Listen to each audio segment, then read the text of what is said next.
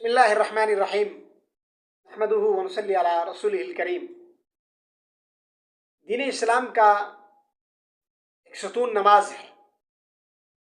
नमाज के बगैर इंसान मोमिन नहीं रहता है। अगर कोई आदमी नमाज पढ़ रहा है, नमाजी है, तो वो उस वक्त तक कामिल मोमिन नहीं हो सकता जब तक सल्लू कमा रअयतुमूनी उसल्ली, कि नमाज पढ़े लेकिन नमाज के उसूलों के साथ पढ़े, उसवा नबवी के साथ पढ़े। नबी अकरम सल्लल्लाहु अलैहि वसल्लम ने नमाज को किस तरह अदा करने का हुक्म दिया है।